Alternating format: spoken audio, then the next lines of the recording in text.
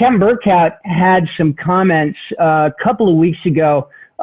He issued a call to action for all of us who are trained in leadership, given the current crisis conditions, regardless of whether the lockdown was necessary or not. Here we are, right? And Brody, if I may, I'd love to hear a couple of minutes more from you on the topic, particularly in light of the giant mess that's happened in a lot of our cities in the last couple of weeks. Where do you think we stand in light of your earlier comments? Based on the protests and riots that are hitting, I think my answer is significantly different. Partly because it's almost like a 1-2 punch for small businesses. I don't know if people have watched the covering of these riots. I'll be honest, I don't think the press has done a very good job of it. Partly because from what we've seen here in LA, and I can talk to the LA area pretty specifically, is that it's pretty clear that there's a vast criminal element that is using the protests as cover. They're infiltrating the protests. They are well funded. They have a strategic plan. It is well executed at the tactical level. They are pre-positioning, bricks, bottles of gasoline, getaway cars that don't have their license plates on them. And they're organizing this through various social media apps. And right now, if you take Google Maps and you type in malls in the LA area, the search results of the little red pin dots that you get pretty much coincide where every single looting has happened in the last week. So they're very organized. They learned the lessons from 1992 Rodney King riots out here in LA, when pretty much southern LA, they just destroyed southern LA in the Watts and the Koreatown area. Is very much going from suburban area to suburban area, and it's very quick and methodical, and it usually starts at a certain time and then it's done.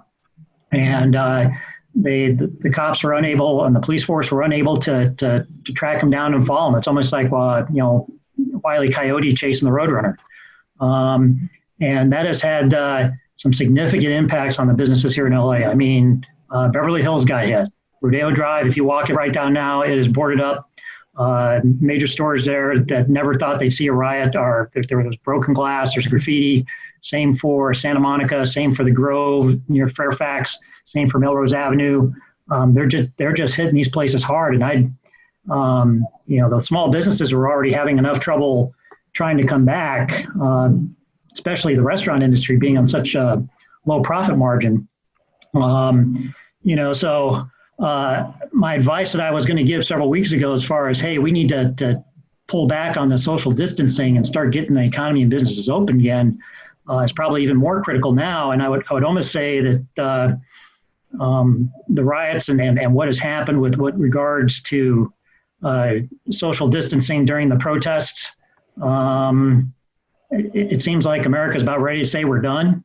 And I think this is a good opportunity to help businesses say, hey, whether it's through the city councils or